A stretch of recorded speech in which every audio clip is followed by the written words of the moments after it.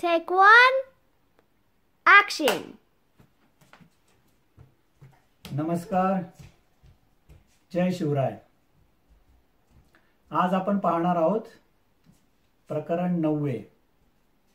पण या प्रकरणाच्या सुरुवातीला मी एका वाचकाची प्रतिक्रिया वाचून दाखवतो, जी पुढील प्रमाणे. सारंगजी, खूपच उत्सुकता वाढवणारा इतिहास व योग्य तर्कसंगती असलेले आपले लेखन आहे. युरोपातील व येथील बरीच उदाहरणे आपण विषय समजण्यास्तव दिली आहेत, ती लाजवाब आहेत. या युद्धात शिवाजी महाराज जिंकले असून मिर्झा राजे जयसिंह हारले आहेत, या आपल्या प्रतिपादनाशी पूर्णपणे सहमत आहे.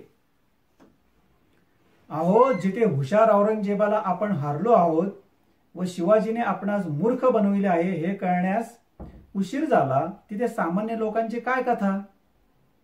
पण इतिहासकारही हे समजून घेण्यास कमी पडलेत. एकंदरीत इतिहास हा केवळ वाचून समजत नाही, तर समजून वाचावा लागतो हेच खरे. तुमचे पुस्तक 2दा वाचले.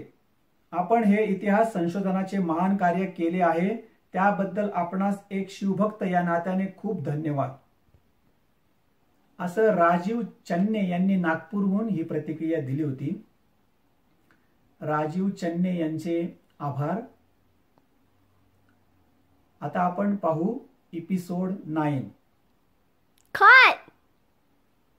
What happen? काय झालं? Papa, aren't we doing episode 9? Yes.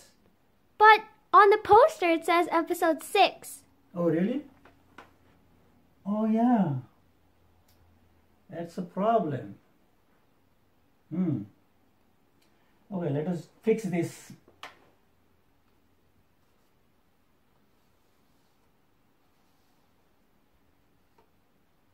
Here you go.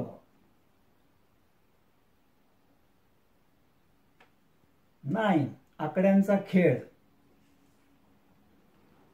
All right, we will start.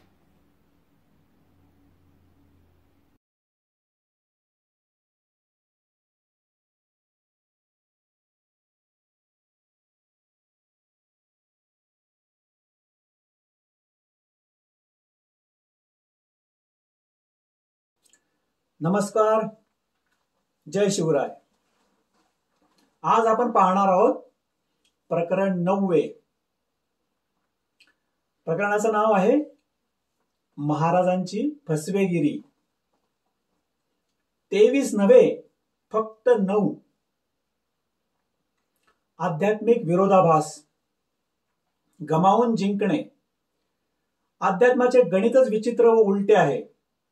कारण यामध्ये मिळवायचे असेल तर प्रथम गमवावे लागते.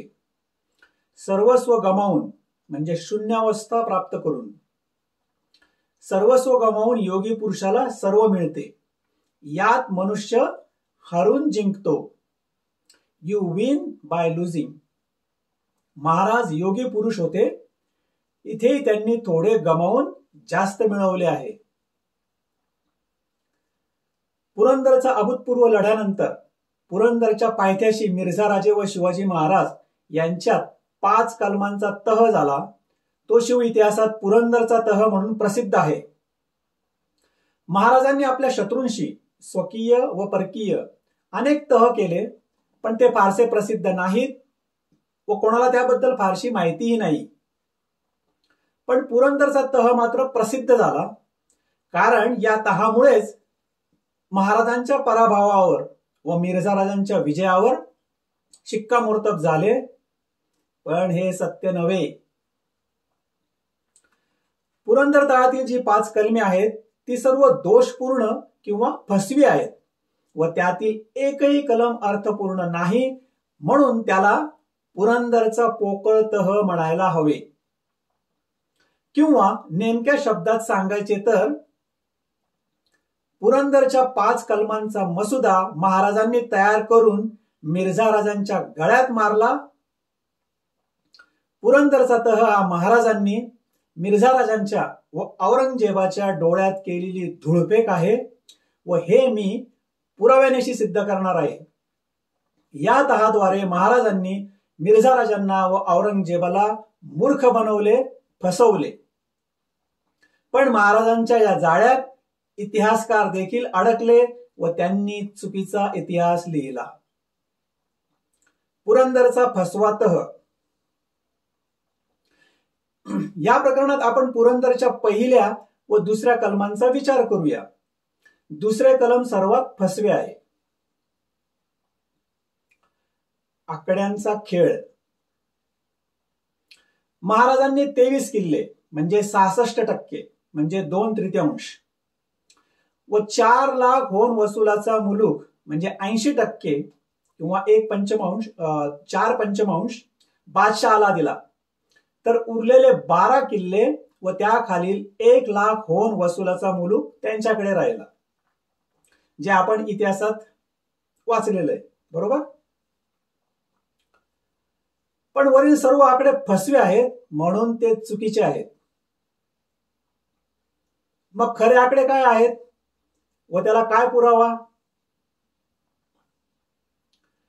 यासाठी महाराजांनी स्वराज्य स्थापनेला तोरण्यापासून ते आतापर्यंत म्हणजे 11 जून 1665 पर्यंत तह होईपर्यंत किती किल्ले जिंकून बांधून आपल्या ताब्यात ठेवले याची मी यादीच तयार केली.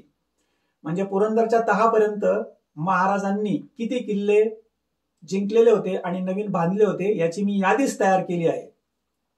ही यादी तयार करताना शिवशाहीर बाबासाहेब पुरंदरे यांचे राजा शिवछत्रपती व सर सेतुमाधवराव पगडी यांचे छत्रपती शिवाजी या पुस्तकांचा संदर्भ घेतलाय. मी या पुस्तकांचा अभ्यास केला आणि त्या पुस्तकांमधून मी किल्ल्यांची नावं लिहित गेलो आणि यादी तयार केली. त्यानुसार महाराजांकडे त्यावेळी 23 + 12 = 35 किल्ले नसून 60 पेक्षा अधिक किल्ले होते हे सिद्ध करता येईल. त्या किल्ल्यांची यादी मी तुम्हाला वाचून दाखवतो.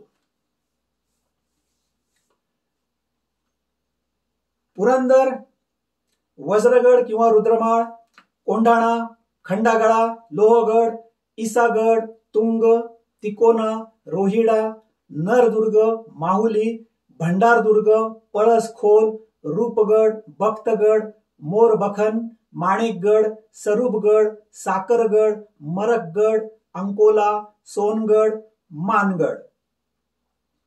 हे 23 किल्ले मी पहिल्यांदा वाचले.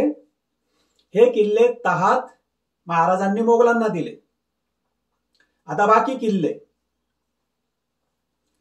तोरणा म्हणजे प्रचंडगड, राजगड, कुंवारीगड किंवा कोरीगड, सुभानमंगळ, रायगड, चंद्रगड, मकरंदगड, कांगोरी, चांभारगड, प्रतापगड, ढवळगड, विसापूर, राजमाची, प्रबळगड, सरसगड, दुर्गाडीचा किल्ला, विजयदुर्ग, सुवर्णदुर्ग, मंगलगड, पांडवगड, चंदनगड, वंदनगड, वसंतगड, वर्धनगड, मच्छिंद्रगड, कल्याणगड, विशाळगड किंवा खेळणा, व्याघ्रगड, मोहनगड, चीरदुर्ग किंवा मंडनगड, लिंगाणा, देहेरीगड, फोंडा, रेडीचा किल्ला, सिंधुदुर्ग, तेरेखोलचा किल्ला, उदयदुर्ग किंवा धनगड, तळेगड, महागड, घोसला किंवा घोसाळा, बिरवाडी, पाली, हिंगणगड, भोरप किंवा सुधागड. म्हणजे 60 पेक्षा अधिक किल्ले. किल्ल्यांच्या नावांची ही यादी थोडी गोंधळात टाकणारी आहे, कारण एकाच किल्ल्याची 2 नावे आहेत, कदाचित शत्रूंना चपवण्यासाठी. उदाहरणार्थ इसागड व विसापूर ही एकाच किल्ल्याची नावे आहेत. पण तरी ही यादी महाराजांकडे 60 पेक्षा जास्त किल्ले होते हे सिद्ध करण्यासाठी पुरेशी आहे.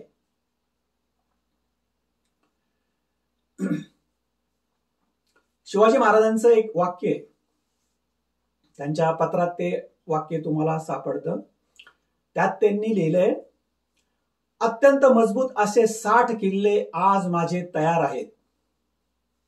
शिवाजी महाराज. वरील यादीशिवाय आणखी एक पुरावा म्हणजे स्वतः महाराजांचे मोगली सरदारास पाठवलेले पत्र. हे पत्र एकच वर्ष आधी म्हणजे इसवी सन 1664 मे जूनच्या सुमारास या वर्षातील आहे. शाहिस्ते खानाला पळवून लावल्यानंतर व सुरत लुटल्यानंतर त्यांनी लिहिलेले आहे. या पत्रात महाराज लिहितात. हे पत्र फार महत्वाचं आहे, नीट ऐका. आज 3 वर्षे बादशहाचे मोठमोठे सल्लागार व योद्धे आमचा मुलूक काबीज करण्याकरता चालून येत आहेत, हे तुम्हा सर्वांस माहीतच आहे. बादशाह हुकूम फरमावतात, शिवाजीचे किल्ले व मुलूक काबीज करा. तुम्ही लोक त्यांना जवाब पाठवता की आम्ही लवकरच काबीज करतो. आमच्या या कठीण मुलखात कल्पनेचा नुसता घोडा सुद्धा नाचविणे कठीण आहे, मग तो मुलूक काबीज करण्याची बात कशाला. भलत्याच खोट्या बातम्या बादशाहकडे लिहून पाठवण्यास तुम्हाला लाज कशी वाटत नाही. कल्याणी व बिदर हे आदिलशाहीतील किल्ले उघड्या मैदानात होते, ते तुम्ही कब्जा केलेत. आमचा मुलूक अवघड व डोंगराळ आहे, नदी नाले उतरून जाण्यास वाट नाही. अत्यंत मजबूत असे 60 किल्ले आज माझे तयार आहेत. पुन्हा एकदा वाचतो. अत्यंत मजबूत असे 60 किल्ले आज माझे तयार आहेत, पैकी काही समुद्र किनाऱ्यालगत आहेत. बिचारा अफजल खान जावळीवर फौज घेऊन आला आणि नाहक मृत्युमुखी पडला. हा सर्व प्रकार आपल्या बादशाहस आपण का कळवित नाही. अमीर उल उमरा शाहिस्ते खान आमच्या या अस्मानचुंबी पहाडात व पाताळापर्यंत पोहोचणाऱ्या दऱ्याखोऱ्यात 3 वर्ष सतत खपत होता.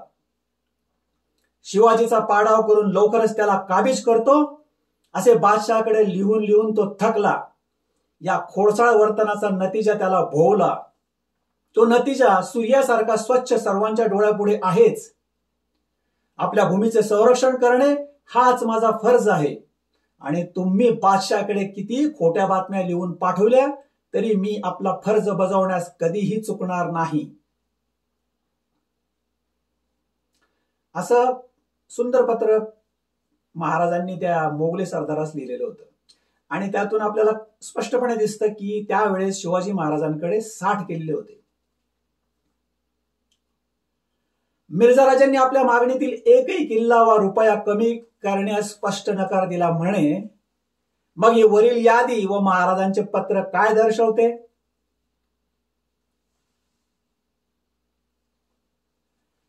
चाकणचा किल्ला शाहिस्ते खानाने जिंकला होता, तर पन्हाळा महाराजांनी पन्हाळ्याच्या तहात आदिलशाहीला देऊन टाकला होता, म्हणून त्यांची नावे यादीत नाहीत.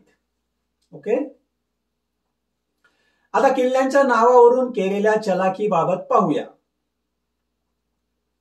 वास्तविक वज्रगड म्हणजे रुद्रमाळ हा काही वेगळा किल्ला नाही, तो पुरंदरचाच एक भाग आहे. पण तो स्वतंत्र किल्ला असल्यासारखा यादीत समाविष्ट आहे, जो दिलेर खानाने जिंकला होता. पुरंदरचा बाले किल्ला सोडून इतर भागही दिलेर खानाने आपल्या ताब्यात आणलेला होता. म्हणजे माची पुरंदर हा दिलेर खानाच्या ताब्यात गेलेला होता आणि बाले किल्ला तेवढा राहिला होता. म्हणजे काही काळात दिलेर खानाने पुरंदर जिंकलाच असता. खंडगडा नावाचा कोणताच किल्ला नाही. मोगलांना सिंहगडाची माची दाखवून हा खंडागडा किंवा खंदकडा असे सांगून फसवण्यात आले. त्यामुळे खंडागडा आणि कोंढाणा हे 2 किल्ले नसून एकच आहेत.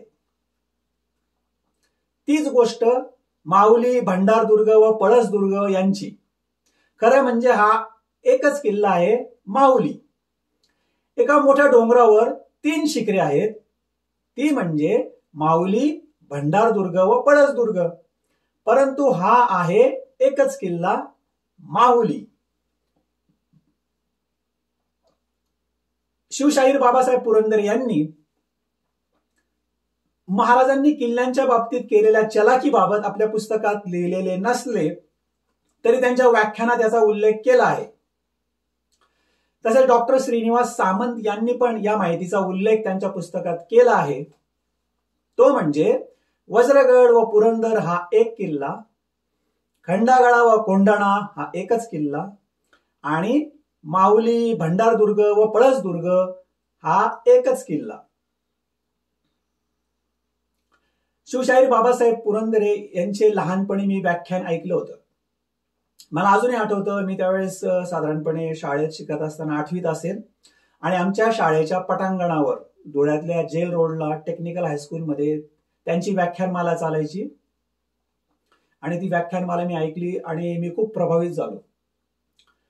माझं म्हणणं आहे की शिवचरित्र हे शिवशाहीर बाबासाहेब पुरंदरे यांच्या तोंडून ऐकणं म्हणजे दुग्ध शर्करा योग आहे. त्यात एक वेगळाच गोडवा आहे.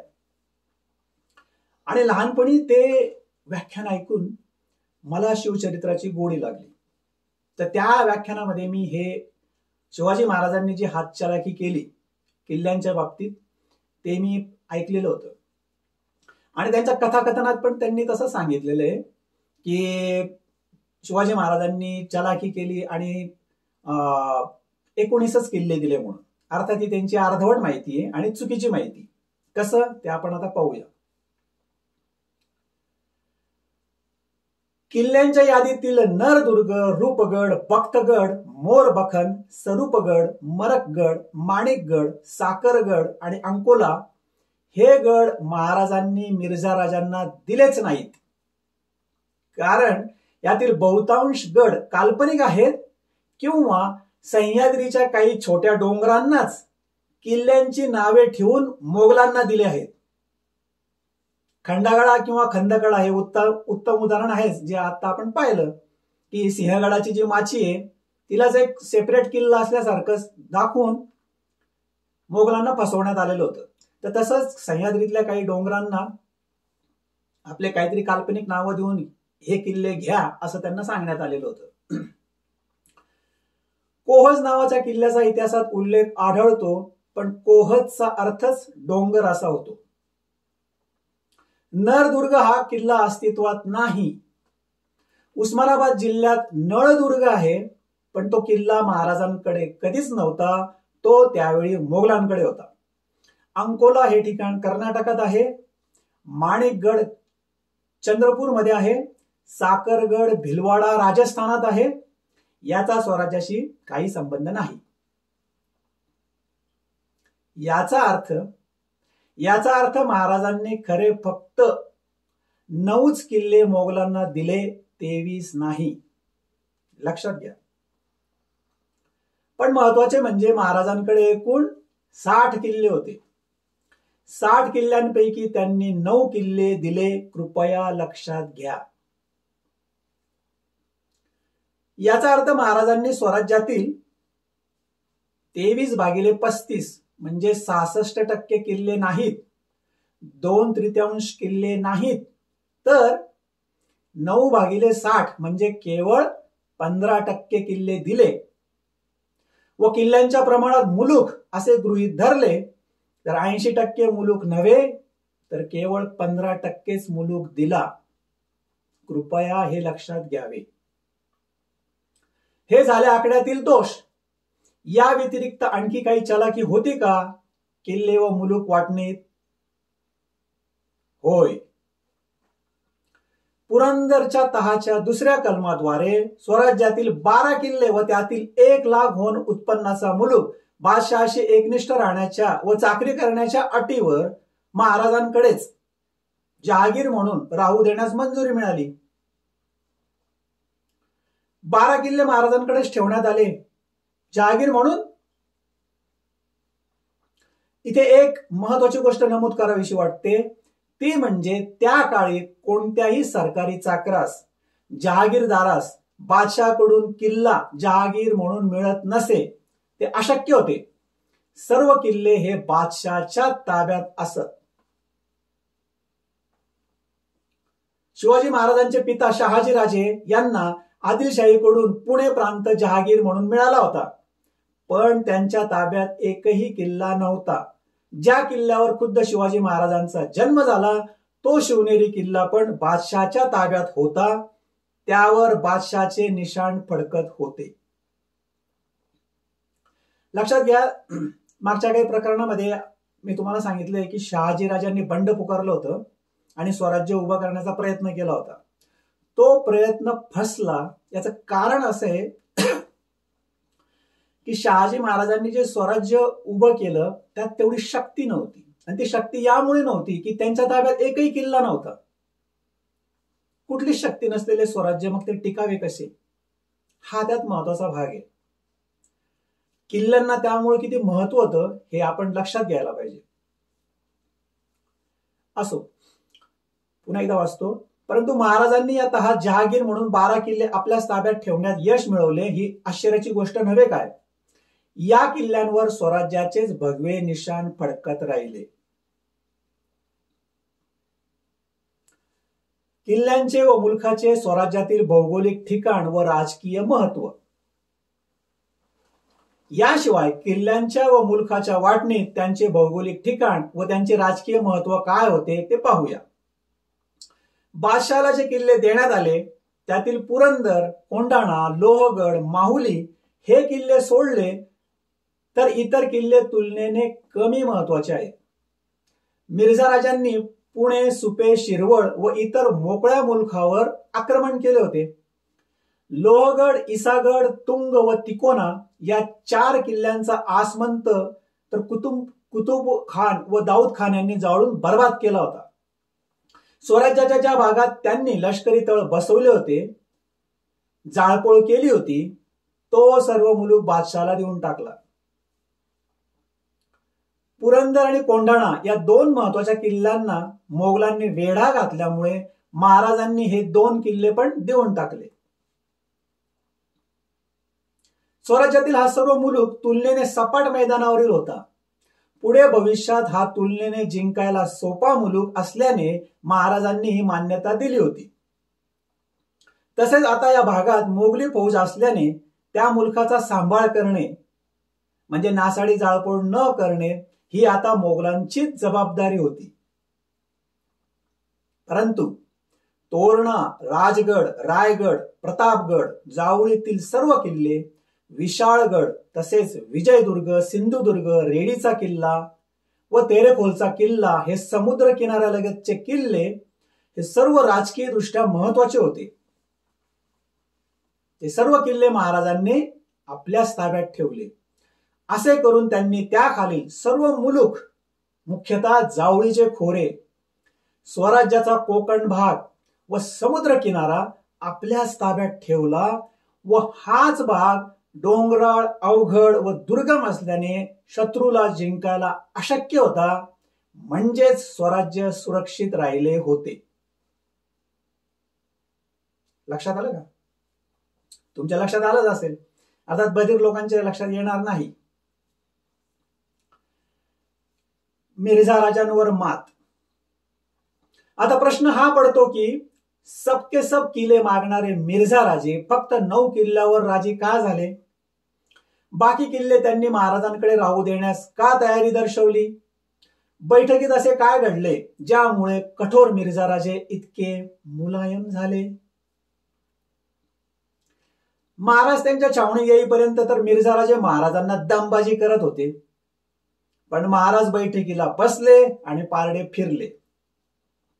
महाराजांनी एखाद्या व्यापाऱ्याप्रमाणे सफाईदारपणे बोलण्यास सुरुवात केली. रणांगणावर त्यांची भवानी तलवार जेवढी तिखट होती तेवढीच त्यांची वाणी गोड होती. महाराज अत्यंत बुद्धिमान होते. सुरुवातीला मिर्झा राजांनी आपल्या मागणीतील एकही किल्ला कमी करण्यास नकार दिला. आता पुढचं वाक्य महत्वाचं आहे. पण मुळात मिर्झा राजांना महाराजांकडे नेमके किती किल्ले आहेत हेच ठाऊक नव्हते. हे वाक्य महत्वाचं आहे. परत ऐकता. सुरुवातीला मिर्झा राजांनी आपल्या मागणीतील एकही किल्ला कमी करण्यास नकार दिला. पण मुळात मिर्झा राजांना महाराजांकडे नेमके किती किल्ले आहेत हेच ठाऊक नव्हते. मिर्झा राजांनी रुपये म्हणजे खंडणी मागितली नाही. कारण औरंगजेबाने किल्ले व मुलूक काबीज करा असेच नेहमी मोगल सरदारांना सांगितले आहे. त्यांनी केलेल्या स्वराज्यातील मोहिमा या खंडणीसाठी नाहीत. उलट महाराज मिर्झा राजांना आपणास खंडणी द्यावयास तयार आहे असे म्हणाले होते. तुम्हाला मागच्या प्रकरणावरून आठवत असेल. असो, महाराजांनी मात्र लिलावात बोली लावतात त्याप्रमाणे किल्ल्यांची संख्या हळूहळू वाढवत नेली. म्हणजे 2 वरून त्यांनी स्टार्टिंग केलेली होती. तुम्हाला आठवत असेल मागे पत्र पाठवलं होतं, त्यांनी सांगितलं होतं की मी आपणास 2 किल्ले द्यावयास तयार आहे. मिर्झाराजांनी त्यावेळेस काही ऐकलं नव्हतं, पण आता बैठकीत शिवाजी महाराजांनी 2 वरून सुरुवात केली. 2 देतो, 3 देतो, 4 देतो, 5 देतो वगैरे वगैरे हळूहळू वाढवत नेली संख्या. मिर्झाराजा ऐकत नाही म्हटल्यावर महाराजांनी मात्र लिलावात बोली लावतात त्याप्रमाणे किल्ल्यांची संख्या हळूहळू वाढवत नेली व वज्रगड पुरंदर धरून ते 23 किल्ल्यांवर थांबले. आपल्या जवळ एकूण 35 किल्ले आहेत असे त्यांनी भासविले. हे वाक्य महत्वाचं आहे, परत ऐका, नीट ऐका. आपल्या जवळ एकूण 35 किल्ले आहेत असे त्यांनी भासवले. पहा पुरंदरचे दुसरे कलम. का बरं दुसरे कलम? कारण दुसऱ्या कलमामध्ये 12 किल्ल्यांचा उल्लेख आहे आणि पहिल्या कलमात 23 किल्ल्यांचा उल्लेख आहे.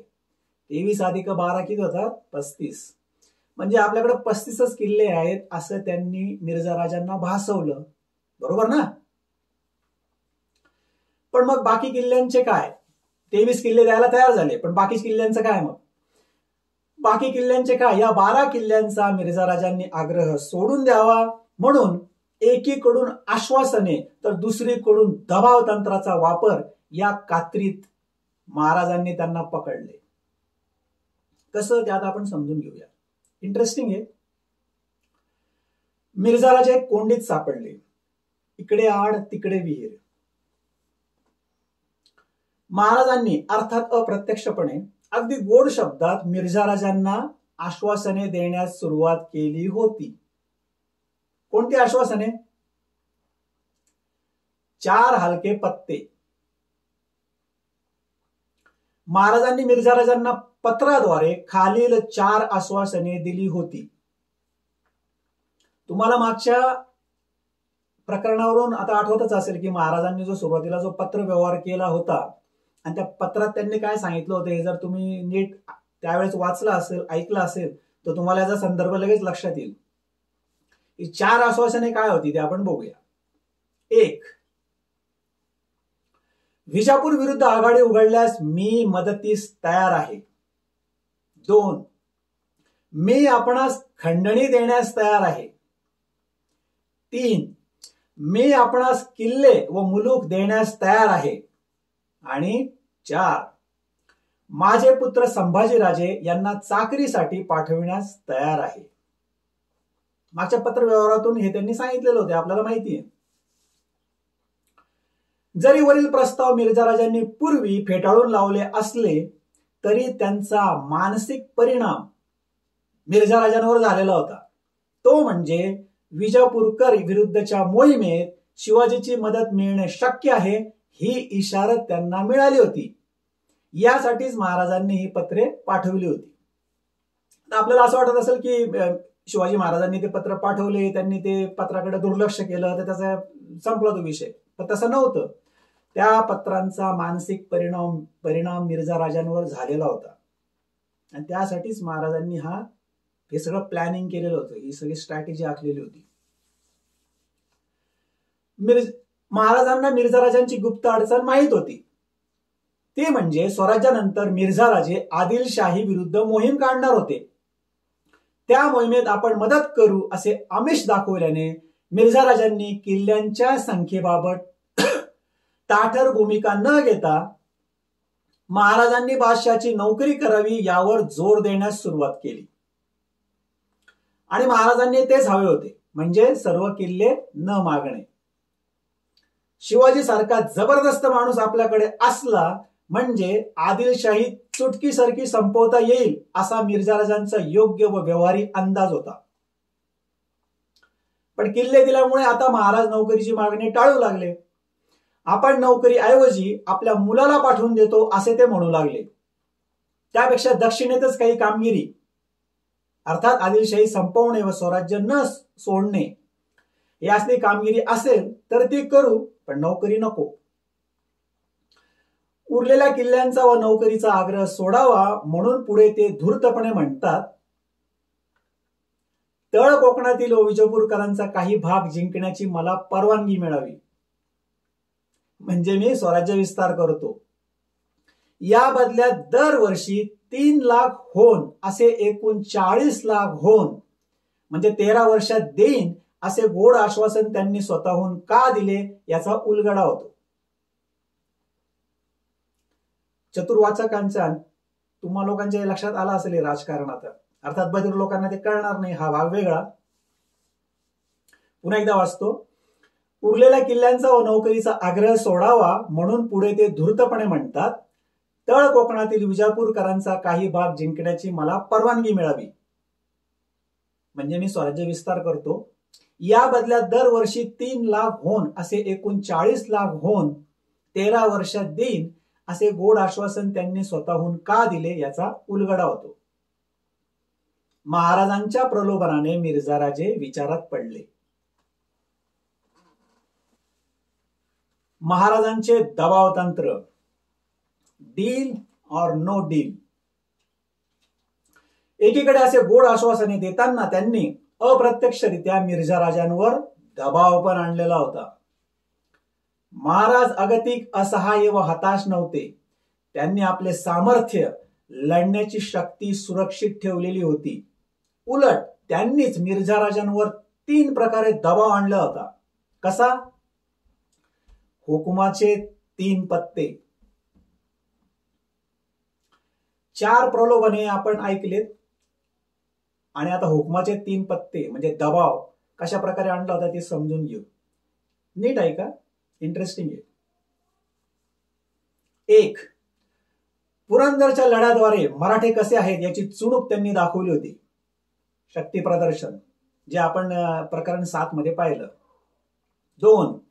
आदिलशाहीशी युती करू अशी त्यांनी भीती घातली होती. अफवा त्यांनी पसरवली होती की आदिलशाहीशी आमची युती झाली म्हणून, ते आठवत असेल. ते 2. आणि 3, महाराज लढाई न करताच स्वतः मिर्झा राजांना शरण आले होते. हा एक दबाव होता की न लढताच ते मिर्झा राजांना लगेच भेटले होते. हा पण दबाव होता. कसा ते आपल्या लक्षात येईल. तेव्हा तहाद्वारे शिवाजीचे चटकन 80% राज्य मिळवायचे की तह नाकारून रेंगाळणारे युद्ध करून 100% राज्य मिळवायचे असा पेच मिर्झा राजांना पडला किंवा असा तिढा महाराजांनी टाकला होता. पुन्हा वाचतो, नीट ऐका. तेव्हा तहाद्वारे शिवाजीचे चटकन 80% राज्य मिळवायचे की तह नाकारून रेंगाळणारे युद्ध करून 100% राज्य मिळवायचे असा पेच मिर्झा राजांना पडला किंवा असा तिढा महाराजांनी टाकला होता त्या बैठकीमध्ये.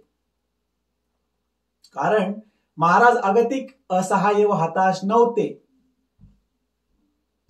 आपण 80% स्वराज्याचा भाग आपण होऊन देण्यास तयार आहोत, तो घ्या, नाहीतर आम्ही निघालो, मग पुढे रणांगणावर तुमचे काय हाल होईल ते कळेलच असा इशाराच जणू महाराजांनी पुरंदरच्या लढ्याद्वारे मिर्झा राजांना दिला होता. शाहिस्ते खानाने प्रथम वाटाघाटीचा प्रस्ताव फेटाळून लावला होता. त्याची शिक्षा त्याला पुढे भोगावी लागली होती. पुन्हा वाचतो, नीट ऐका. कारण महाराज अगतिक असहाय्य व हताश नव्हते. आपण 80% स्वराज्याचा भाग आपण होऊन देण्यास तयार आहोत, तो घ्या, नाहीतर आम्ही निघालो, मग पुढे रणांगणावर तुमचे काय हाल होईल ते कळेलच असा इशारा जणू महाराजांनी पुरंदरच्या लढ्याद्वारे मिर्झा राजांना दिला होता. शाहिस्ते खानाने प्रथम वाटाघाटीचा प्रस्ताव फेटाळून लावला होता. त्याची शिक्षा त्याला पुढे भोगावी लागली होती. आपल्याला हा इतिहास माहिती आहे की शिवाजी महाराजांनी लाल महाराज शिरून रात्री शाहिस्ते खानाची 3 बोटे छाटून टाकली. हे सगळ्यांनाच माहिती आहे. पण बऱ्याच लोकांना, सगळ्या लोकांना हे माहित नाहीये की हे करण्या अगोदर शिवाजी महाराजांनी आपले एक वकील सोनोपंत यांना शाहिस्ते खानाकडे तह करण्यासाठी पाठवले होते. आणि त्या तहामध्ये अशाच प्रकारची काहीतरी बोलणी झाली होती. अर्थात शाहिस्ते खानाने हा तह स्वीकारला नाही, त्याने तो झिडकारून लावला. आणि मग पुढे काय झालं ते आपल्याला माहिती आहे की शिवाजी महाराज मग स्वतः गेले आणि त्यांनी त्याची 3 बोट छाटून टाकली. त्याचा हा संदर्भ आहे. शिवाय महाराजांनी आदिलशाहीशी युती करण्याचा बागुलबुवा समोर उभा केला होता, त्यामुळे मिर्झाराजे चिंताग्रस्त झाले.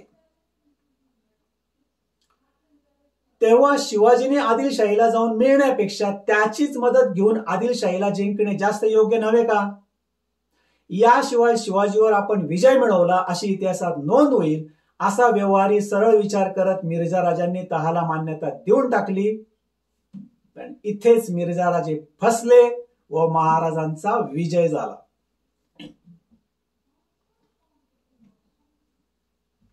पुन्हा वाचतो. तेव्हा शिवाजीने आदिलशाहीला जाऊन मिळण्यापेक्षा त्याचीच मदत घेऊन आदिलशहाला जिंकणे जास्त योग्य नव्हे का? याशिवाय शिवाजीवर आपण विजय मिळवला अशी इतिहासात नोंद होईल असा व्यवहारी सरळ विचार करत मिर्झा राजांनी तहाला मान्यता देऊन टाकली. पण इथेच मिर्झा राजे फसले व महाराजांचा विजय झाला. महाराजांची मुत्सद्देगिरी. महाराजांनी या वाटाघाटीत सुरुवातीपासून स्वतःला बादशाह का बंदा म्हणत विनम्रतेने गोड बोलून वर्चस्व गाजवले. 3 महिन्याच्या कमी कालावधीत अगदी ताठर व कठोर भूमिका घेणाऱ्या मिर्झा राजांना त्यांनी टप्प्याटप्प्याने खाली उतरवत मऊ करीत पुरंदरचा तह स्वीकारण्यास भाग पाडले. जयसिंग ऐवजी मुलायम सिंग केले. चाणक्याने अहंकारी व लोभी बलवानाला नम्रतेने व पैशाने वश करावे असे म्हटले आहे. महाराजांनी मिर्झा राजांना 40 लाख होऊन देण्याचे आश्वासन दिले. अर्थात ही महाराजांची फेकगिरी होती, त्या अर्थात ते पुढे येईलच. वास्तविक तहामध्ये अटी व बंधने मिर्झा राजांनी महाराजांवर घालायला हवी होती, बरोबर ना?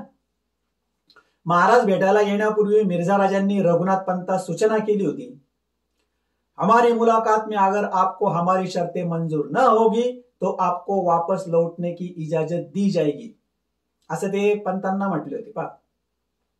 पण तसे झाल्याचे काही दिसत नाही. उलट पुरंदरच्या तहाचा मसुदा स्वतः महाराजांनीच तयार केला व मिर्झा राजांनी केवळ त्याला होकार दिला असे सिद्ध करता येईल. उदाहरणार्थ, पुरंदरचे 2रे कलम महाराजांचा धूर्तपणा दाखवण्यास पुरेसे आहे. काय दुसरं कलम? शिवाजी महाराजांनी फक्त 12 किल्ले आणि 1 लाख होऊन उत्पन्नाचा त्याखालील मुलूक यावर संतुष्ट राहावे. यावरून आपणाकडे केवळ 35च किल्ले आहेत व एकूण 5 लाख होऊन उत्पन्नाचा मुलूक आहे असा भ्रम त्यांनी निर्माण केला. त्यामुळे स्वराज्याचा 80% भाग आपण बादशाहला देत आहोत असा भास निर्माण केला. आता 60 किल्ल्यांच्या प्रमाणात मुलूक असल्यामुळे एकूण उत्पन्न 5 लाख होण्यापेक्षा कितीतरी अधिक असणारे उघड आहे. आता 5 लाख उत्पन्नाचं मी कुठून शोधून काढलं? साधी गोष्ट आहे. पहिल्या कलमामध्ये 4 लाख होऊन उत्पन्नाचा उल्लेख आहे, दुसऱ्या कलमामध्ये 1 लाख होऊन उत्पन्नाचा उल्लेख आहे, टोटल झाली 5 लाख.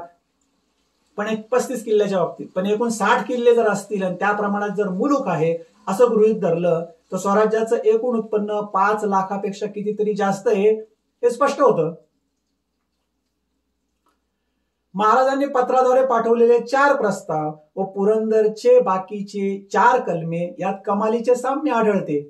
यावरून पुरंदरच्या तहाचा मसुदा महाराजांनीच तयार केला होता हे सिद्ध होते. हे प्रस्ताव आधी मिर्झा राजांनी फेटाळले होते, पण तेच प्रस्ताव महाराजांनी एकत्रितरित्या मांडून मिर्झा राजांना स्वीकारण्यास भाग पाडले. मग महाराजांचा पराभव झाला असे कसे म्हणता येईल? आता इथे जेव्हा म्हणतोय की मिर्झा राजांना स्वीकारण्यास भाग पाडले, याचा अर्थ असा म्हणायचा आहे मला की शिवाजी महाराजांनी मिर्झा राजांना तह स्वीकारायला भाग पाडलं हे इथं मला अधोरेखित करायचे. 4थीच्या इतिहासाच्या पुस्तकात आपण काय वाचतो? त्या पुस्तकात चुकीचं वाक्य टाकलेले, आपण चुकीचा इतिहास शिकतोय. त्यात असं लिहिलेलं आहे, जयसिंग मोठा धूर्त होता, त्याने शिवाजी महाराजांना तह करण्यास सांगितले. ऍक्च्युली तसं मिर्झा राजांनी सांगितलेलं नाहीये. उलट शिवाजी राजे मिर्झा राजांना म्हणतायत की मला तुमच्याशी तह करायचा आहे. तेव्हा या 2 गोष्टींमध्ये फरक आहे. 4थीच्या इतिहासातील वाक्य चौथीच्या इतिहासातले हे वाक्य, मिर्झा राजांनी शिवाजी महाराजांना तह करण्यास सांगितले, हे वाक्य चुकीचं आहे. शिवाजी महाराजांनी मिर्झा राजांना तह स्वीकारण्यास भाग पाडले, हे विधान बरोबर आहे. एनिवे, आपण पुढे जाऊया. मिर्झा राजांची थाप की अगतिकता, दोन्ही थोडंसं नीट समजून घेऊ आपण. पुढे काय झालं. रघुनाथ पंत मिर्झा राजांना जेव्हा पहिल्यांदा भेटले होते व त्यांनी तह करण्याची विनंती केली होती. आता इथेही लक्षात घ्या, परत मी सांगतोय की शिवाजी महाराज तह करायला सांगतायत, म्हणून तर त्यांनी रघुनाथ पंतांना पाठवलं होतं. रघुनाथ पंत मिर्झा राजांना जेव्हा पहिल्यांदा भेटले होते व त्यांनी तह करण्याची विनंती केली होती, त्यावेळेस मिर्झा राजांनी आपणास तह मंजूर करण्याचा आपल्याला अधिकार नसून तो अधिकार बादशाहलाच आहे असे सांगितले होते. ते म्हणाले होते, शिवाजी राजा से तह मंजूर करने की मुझे बादशाह की इजाजत नहीं है, इसलिए इस तह के बारे में खुल्लम खुल्ला मैं कुछ नहीं कह सकता. म्हणून मी म्हटलं की चौथीच्या इतिहासाच्या पुस्तकात जे वाक्य टाकलेलं आहे मंडळाने, पाठ्यपुस्तक मंडळाने, ते चुकीचं आहे. कारण इथे मिर्झा राजा जयसिंग स्पष्टपणे सांगतायत की तह करण्याचा मला बादशहाने अधिकार दिलेला नाहीये. मग वाटाघाटी झाल्यावर बादशाहच्या मंजुरीची वाट न पाहता त्यांनी तहाला कशी मान्यता देऊन टाकली. नरहर कुरुंदकरांनी मिर्झा राजांबद्दल लिहिले आहे, मिर्झा राजे औरंगजेबाच्या अत्यंत विश्वासातील गृहस्थ. मिर्झांच्या शब्दांना आलमगीर फार मान देत असे.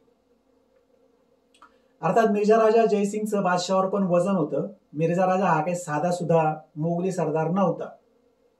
अत्यंत प्रतिष्ठा असलेला आणि कर्तबगार असा तो सरदार होता. आणि औरंगजेबालाही त्याचं म्हणणं बऱ्याचदा ऐकायला लागायचं. हा त्याचा अर्थ. याचा अर्थ असा झाला की मिर्झा राजांनी औरंगजेबाला न पुसता तहाला मान्यता देऊन टाकली. किल्ल्यांच्या बाबतीत महाराजांनी काय चलाकी केली ते आपण पाहिले. त्यांनी खरे 23 नाही तर 9च किल्ले दिले आहेत. मिर्झा राजांना हे नंतर कळले असणारच, मग ते चुप का बसले, प्रश्न पडतो ना. याला 2 सरळ कारणे देता येईल. पहिले म्हणजे तह झाल्यावर त्यांनी मान्यता देऊन औरंगजेबाला तह झाल्याचे लगेच कळवले होते. म्हणजे ज्यावेळेस तह झाला जून 1665 मध्ये, तो तह झाल्यावर मिर्झा राजांना आनंद झाला आणि त्यांनी लगेच ते पत्र औरंगजेबाला पाठवलं की शिवाजी महाराज आपल्याला शरण आलेला आहे आणि तो आपली चाकरी करण्यास तयार आहे वगैरे वगैरे. ते त्याचं वर्णन 14व्या प्रकरणात येईल की त्यांनी एक खोटं पत्र शिवाजी महाराजांच्या नावाने लिहिलं आणि औरंगजेबाला पाठवलं. त्याचा संदर्भ पुढे येणार आहे.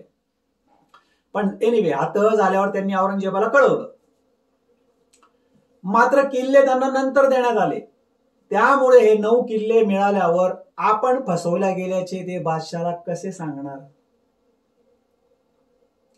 दुसरे कारण म्हणजे त्यांची अगतिकता. त्यांना हे चुप का बसावं लागलं की एवढं फसवल्या गेल्यावर पण ते चुप का बसले. त्याचं दुसरं कारण महाराजांनी त्यांना भेटण्याची साधलेली अचूक वेळ. इतिहासकार यदुनाथ सरकार यांनी म्हटले आहे, पश्चिम महाराष्ट्रात मान्सून मध्ये लष्करी मोहीम चालविणे अशक्य असते. मिर्झा राजे पुण्याला पोहोचले होते 3 मार्च रोजी आणि जर का त्यांना स्वराज्याविरुद्ध परिणामकारक काही करायचे असेल तर त्यांनी ते पुढील 3 महिन्यातच करणे आवश्यक होते. महाराज तहासाठी मिर्झा राजांना भेटले 11 जूनला, म्हणजे पावसाळा तोंडावर आलेला होता. मिर्झा राजे अगतिक होते कारण येथील धोधो पावसात त्यांना आपल्या लष्करी हालचाली नाईलाजाने बंद ठेवणे भागच होते. त्यांना लष्करी मोहीम नंतर पुढे पावसाळ्यात चालवणं जवळजवळ अशक्य होतं. या असल्या दऱ्या खोऱ्यात सह्याद्रीच्या या कठीण परिस्थितीमध्ये आणि एवढा धोधो पावसामध्ये लष्करी मोहीम चालवणं म्हणजे काय जोक आहे का. त्यामुळे त्यांना तोंड दाबून बुक्क्याचा मार सहन करावा लागलेला एक प्रकारे असं म्हणते महाराजांनी फसवल्यावर. एनिवे, आपण पुढे जाऊया. युद्ध आणि तह. इतिहासकार सर सेतू माधवराव पगडी यांच्या मतानुसार शिवाजी महाराजांनी हे युद्ध का बंद केले याची कारणे पुढील प्रमाणे दिली आहेत. ते लिहितात, नीट ऐका. सेतू माधवराव पगडी यांनी काय स्पष्टीकरण दिलंय ते.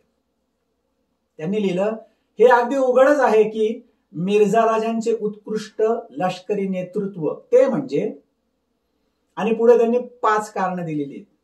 ती कारणं कशी चुकीची आहेत ते मी नंतर एक्सप्लेन करून सांगतो. पण ती पहिले 5 कारणं आपण वाचून बघूया आणि नंतर आपण त्याचं स्पष्टीकरण बघूया. 1. शिवाजीच्या मुलखाची जाळपोळीने लुटमारीने धुळधाण उडवणे. 2. मोगलांच्या प्रदेशात जाण्यास शिवाजीचा मार्ग रोखणे. 3. किल्ल्यांना जबरदस्त वेढा घालणे. 4. शिवाजीच्या माणसांना फितूर करण्याचे तंत्र अवलंबणे. आणि 5. विजापूर दरबारवर दबाव आणून त्यांना या लढ्यात तटस्थतेची भूमिका घेण्यास भाग पाडणे. यामुळे मोगलांशी युद्ध चालू ठेवणे योग्य नसून त्यापेक्षा काही सौम्य अटी स्वीकारून तह करणे हाच एक मार्ग आहे असे शिवाजी महाराजांना वाटले. हे असं सेतू माधवराव पगडी यांनी त्यांच्या पुस्तकात लिहिलेलं आहे. आणि यावर माझं ऑब्जेक्शन आहे या लिखाणाला. काय ऑब्जेक्शन आहे ते आपण आता समजून घेऊया. मात्र या वरील स्पष्टीकरणात सेतू माधवराव पगडी यांच्या स्पष्टीकरणात बऱ्याच त्रुटी आहेत. मला ते मान्य नाही. आणि त्या त्रुटी काय आहेत ते आपण समजून घेऊया. जे 5 कारणं दिले त्या 5 कारणं आपण परत एकदा बघूया आणि त्याच्यावर माझं काय एक्सप्लेनेशन आहे ते समजून घ्या. ओके. पहिलं कारण त्यांनी दिलं होतं, शिवाजीच्या मुलखाची जाळपोळीने लुटमारीने धुळधाण उडवणे. यावर माझं स्पष्टीकरण आहे, हाच उद्योग शाहिस्ते खानाने 3 वर्ष केला होता. मिर्झा जयसिंग हे काही जाळपोळीचं लुटमारीचं जे धोरण ठेवलं होतं तेच शाहिस्ते खानाने 3 वर्ष चालवलं होतं त्यावेळेस. मग काय शिवाजी महाराज शाहिस्ते खानाला काय शरण गेले होते का? 2. त्यांनी दुसरं कारण दिलंय, मोगलांच्या प्रदेशात जाण्यास शिवाजीचा मार्ग रोखणे. आता हे पण किती तकलादू कारण आहे बघा. त्याचं स्पष्टीकरण मी असं देतो, इतिहासात याला पुरावा नाही. महाराजांचा मुक्काम राजगडावर होता. मध्ये ते जावळीला प्रतापगडावर गेले होते हे वाचकांना आठवत असेल. नेताजीने मोगल मुलखात परिंड्याजवळ धुमाकूळ घातला होता व त्यात मोगल मार खात होते. याचे वर्णन पुढे येईल. हे जे म्हणतात की शिवाजीचा मार्ग रोखला होता त्यांनी, मुळात शिवाजी महाराज राजगडावर स्वस्थ बसून होते, त्यामुळे मार्ग रोखण्याचा काही संबंधच येत नाही इथे. आणि नेताजी मोगली मुलखात परिंड्याजवळ धुमाकूळ घालत होता आणि तिथे मोगल मार खात होते. याचं स्पष्टीकरण पुढच्या प्रकरणात येणार आहे. तिसरं उदाहरण जे दिलंय, तिसरं कारण त्यांनी किल्ल्यांना जबरदस्त वेढा घालणे. आता आपल्याला वाटतं हे बरोबर आहे, कारण त्यांनी पुरंदरला वेढा घातला होता, त्यावेळेस सिंहगडालाही त्यांनी वेढा घातला होता. ठीक आहे, जबरदस्त वेढा घातला होता. आता त्याचं स्पष्टीकरण मी देतो की ते फालतू कारण आहे म्हणून. शाहिस्ते खानाने चाकणला वेढा घातला होता व हा किल्ला जिंकला होता. सिद्दी जोहरने पन्हाळ्याला वेढा घातला होता व हा किल्ला जिंकला होता. ठीक आहे. मात्र दिलेर खान मिर्झा राजे यांनी पुरंदरला वेढा घातला होता, पण त्यात ते स्वतःच मार खात होते आपण पाहिले.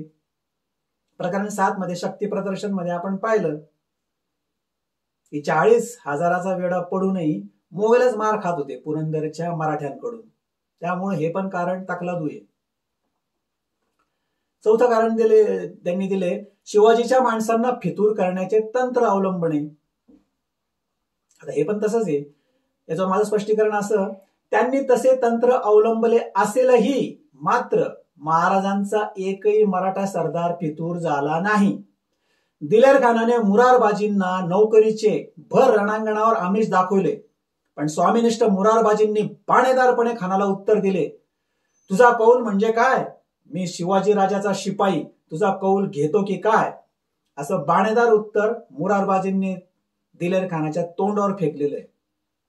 सांगण्याचा उद्देश हा की त्यांनी फितुरी करण्याचा जरी प्रयत्न केला मिर्झा राजांनी, तरीही स्वराज्यातील कुठलाही मराठी सरदार सैनिक फितूर झालेला नाही, त्यामुळे हे पण कारण तकलादू झालं. 5वं कारण, विजापूर दरबारावर दबाव आणून त्यांना या लढ्यात तटस्थतेची भूमिका घेण्यास भाग पाडणे. आता बघा, हे पण कारण काही कामाचं नाहीये. आपण पाहिले की मिर्झा राजांनी दक्षिणेत आल्यावर शिवशत्रूंना मोगली झेंड्याखाली गोळा करण्यास सुरुवात केली होती. उदाहरणार्थ, चंद्रराव मोरेंच्या भाऊबंदास अफजल खानाचा मुलगा फाजल खान यांना महाराजांविरुद्ध लढवण्यासाठी बोलवले होते.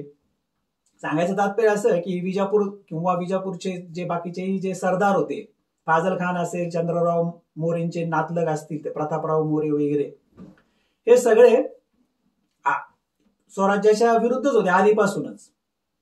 विजापूरचा आदिलशाह पण महाराजांच्या विरुद्धच होता पूर्वीपासूनच, त्यामुळे त्यांना तटस्थ भूमिका भाग पाडायला लावलं, हे कारण पण काही योग्य वाटत नाही. शिवाय हा झाला परिस्थितीकडे बघण्याचा व्यवहारातील नेहमीचा दृष्टिकोन. पण हा चुकीचा दृष्टिकोन आहे व महाराज मिर्झा राजांना शरण गेले या गृहीतकावर आधारित आहे. आता आपण पाहूया पुरंदरच्या तहामागील खरी 5 कारणे एका वेगळ्या दृष्टिकोनातून, तो म्हणजे सकारात्मक दृष्टिकोन, आध्यात्मिक दृष्टिकोन. पुरंदरच्या तहाची जी खरी 5 कारणे आहेत आणि फायदे आहेत ते आपण आता पुढच्या प्रकरणात पाहूया. इथे हे 9वं प्रकरण संपलंय. आता आपण पाहूया वाचकांच्या काही प्रतिक्रिया. पुण्यावरून 2014 मध्ये फेसबुकवर संजय सोनवणी यांनी लिहिलं होतं, Sarang माडगूळकर's thesis on the Purandar Treaty is the most logical and the best one. तर फेसबुकवरच 2014 मध्ये कॅनडाहून चंद्रशेखर मराठे यांनी लिहिलंय, व्हेरी नाईस इन्फॉर्मेशन सारंग. तर फेसबुकवर 2017 मध्ये संदीप महाजन या माझ्या मित्रानेच लिहिलं होतं, great work, bow down to you Sarang, keep it up. तर सिंधुदुर्गहून श्रीराम पालव हे माझ्या एक मित्राने लिहिलंय, मुद्देसूद संदर्भासहित वाक्यांची मांडणी, शिवराज्यातील अभेद्य गड किल्ल्यांची सच्चित्र मांडणी आणि प्रत्येक वाचकास इतिहासात घेऊन जाण्याची ताकद तुझ्या लेखनात आहे. मित्रा, खरंच वाचताना अंगावर रोमांच उभे राहत आहेत. कोरोनामुळे घरातून काम करत असता तुझ्या कार्याला जाणून घेता आले. आपल्या पुढील पिढीसाठी हे आवश्यक आहे. पुस्तक पूर्ण वाचण्यास उत्सुक आहे, इच्छा पूर्ण करावी. याशिवाय एक महत्वाची कॉमेंट आलेली आहे, प्रसाद भट यांनी एक धाडसी प्रतिक्रिया दिलेली आहे. मी धाडसी काय म्हणतो ते आपल्याला आता लक्षात येईल त्यांची कॉमेंट वाचल्यावर.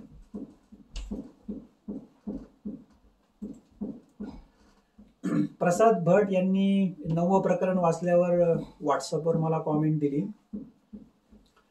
मिर्झा राजा यांना शिवाजीकडे एकूण किती किल्ले आहेत हेच माहिती नव्हते असे लिहिणे फारच धाडसाचे आहे. आतापर्यंत मिर्झा राजे राजकीय डावपेचात अगदी कच्चेच होते अशा आविर्भावात आपण लिहिलं आहे, तेही गृहीतक धाडसाचे आहे. आलमगीरांनी आपल्याला तहाचा अधिकार दिला नाही असे सांगणे आणि मग तह करणे हा मिर्झा राजे यांच्या डावपेचांचा भाग असू शकतो. शिवाजीराजे तह करायला तयार झाले आणि मिर्झा राजे तह करायला तयार झाले हे शाब्दिक खेळ वाटतात. असो, इतिहासात घडून गेलेल्या गोष्टींचा तुम्ही मेहनतीने आणि दुसऱ्या दृष्टिकोनातून अभ्यास केला इतकं नक्कीच म्हणता येईल आणि ते निश्चितच अभिनंदनास पात्र आहे. उपलब्ध तपशिलातून अनेक अर्थ निघू शकतात, कारण काही दुवे तुटले आहेत. हे दुवे प्रत्येक जण आपापल्या आकलनानुसार व दृष्टिकोनानुसार जोडणार, असं त्यांनी लिहिलेलं होतं. या बाबतीत या कॉमेंट्सवर मला काही गोष्टी थोड्या स्पष्टीकरण करू वाटतात. त्यावर मला त्यांनी असं लिहिलंय की मिर्झा राजे यांना शिवाजीकडे एकूण किती किल्ले आहेत हेच माहिती नव्हते असे लिहिणे फारच धाडसाचे आहे. म्हणजे त्यांना असं म्हणायचंय की मिर्झा राजांना माहित होतं की शिवाजी महाराजांकडे किती किल्ले आहेत आणि काय डिटेल्स आहेत ते वगैरे. आणि आपल्यालाही तसं वाटतं की मिर्झा राजे तर फार भारी होता. पण मी असं काय म्हणतोय की शिवाजी महाराजांकडे किती किल्ले आहेत ते मिर्झा राजांना माहीत नव्हते. कल्पना करा की जर शिवाजी महाराजांकडे 60 किल्ले होते असं जर मिर्झा राजांना जर माहीत असतं तर पुरंदरच्या तहामध्ये पहिल्या आणि दुसऱ्या कलमामध्ये 23 आणि 12 या एवढ्याच किल्ल्यांचा कस काय उल्लेख झालेला आहे. कल्पना करा की तुम्ही स्वतः मिर्झा राजे आहेत आणि तुम्हाला माहिती आहे की शिवाजी महाराजांकडे 60 किल्ले आहेत, तर 23 अधिक 12 35 होतात. तुम्ही त्याच वेळेस ऑब्जेक्शन घेणार ना. म्हणजे याचा अर्थ सरळ झाला की मिर्झा राजांना शिवाजी महाराजांकडे किती किल्ले आहेत ते माहित नाहीये, हे स्पष्ट झालं. मग यात धाडसाचा काय संबंध येतो. आतापर्यंत मिर्झा राजे राजकीय डावपेचात अगदी कच्चेच होते अशा आविर्भावात आपण लिहिलं आहे, तेही गृहीतक धाडसाचे आहे. आता यातही गंमत आहे. माझं असं काही म्हणणं नाहीये की मिर्झा राजे डावपेचात कच्चे होते किंवा काय. ते डावपेचात भारी पण असतील, ते कर्तबगार होते, ते मोठे सरदार होते, हे तर जग जाहीर आहे. पण ते शिवाजी महाराजांपुढे कच्चे पडले ही तर वस्तुस्थिती आहे ना. किंवा असं म्हणता येईल की मिर्झा राजे हे डावपेचात भारी होते पण शिवाजी महाराज हे मिर्झा राजांपेक्षाही भारी होते. मग जर शिवाजी महाराज त्यांच्यापेक्षा भारी होते तर मिर्झा राजे हे त्यांच्या पुढे कच्चे ठरले असाच त्याचा अर्थ होतो. त्यानंतरचं त्यांचं पुढचं स्टेटमेंट आहे, शिवाजी राजे तह करायला तयार झाले आणि मिर्झा राजे तह करायला तयार झाले. हे शाब्दिक खेळ वाटतात. शाब्दिक खेळ वाटण्याचा काय प्रश्न येतो, ती तर रियालिटी ना. लक्षात घ्या, मिर्झा राजांनी शिवाजी महाराजांना तह करायला सांगणं ही एक गोष्ट आहे आणि शिवाजी महाराजांनी मिर्झा राजांना तह करायला सांगणं ही वेगळी गोष्ट आहे. या दोन गोष्टींमध्ये फरक आहे, तो त्यांनी लक्षात घ्यायला पाहिजे. बऱ्याच लोकांना हे कन्फ्युजन होऊन जातं. त्यांना वाटतं की काय यांनी तह करायला सांगितलं काय आणि त्यांनी तह करायला सांगितलं काय फरक पडतो. फरक पडतो पण ते समजायला पाहिजे ना. म्हणून मी सांगितलं होतं की 4थीच्या इतिहासाच्या पुस्तकात ते चुकीचं वाक्य टाकलंय पाठ्यपुस्तक मंडळाने. विजयसिंग मोठा धूर्त होता, त्याने शिवरायांना तह करण्यास सांगितले. आपण स्पष्टपणे बघितलेलं आहे की मिर्झा राजे हे तह करायला तयार नव्हते. त्यांनी सांगितलंय ना की बादशाहची मला परवानगी नाहीये तह करायला, इसलिए मैं खुल्लम खुल्ला नहीं कह सकता. याचा अर्थ हा झाला की मिर्झा राजे स्वतःच सांगतात की तह मला करायचा नाहीये, तुम्हाला शरण आलं पाहिजे, पूर्ण शरणागती पाहिजे. आणि शिवाजी महाराज पत्र पाठवतायत, त्यात लिहितायत की मला तुमच्याशी तह करायचं आहे. म्हणून तर त्यांनी आपले वकील रघुनाथ पंत यांना पाठवलेलं आहे. तेव्हा या दोन गोष्टी वेगवेगळ्या झाल्या ना. मग या शाब्दिक खेळ वाटण्याचा काय संबंध येतो. एनिवे, तर अशा पद्धतीने लोकांच्या या कॉमेंट असतात. याचं कारण असं आहे की आपण हे नीट समजून घेत नाही, त्यावर नीट चिंतन करत नाही, नीट विचार करत नाही, त्यामुळे असा मनाचा गोंधळ होतो. अर्थात जिथे इतिहासकारांचा असा गोंधळ झालेला आहे तिथं बाकीच्यांची काय कथा. मग म्हणूनच हे नीट न समजल्यामुळं आंधळ्या इतिहासकारांनी चुकीचा इतिहास लिहिला, हा माझा क्लेम आहे. आणि खरा इतिहास काय आहे ते माझ्या ई बुक मध्ये मी सांगितलेलं आहे. एनिवे, आपण हे पुढचे एपिसोड ऐका. 24 एपिसोड आहेत एकूण. व्हिडिओच्या डिस्क्रिप्शन मध्ये पुढच्या व्हिडिओची लिंक आहे, त्यावर क्लिक करा म्हणजे एपिसोड 10वा सुरू होईल. तर हा व्हिडिओ ऐकल्याबद्दल सर्वांचे धन्यवाद. जय शिवराय.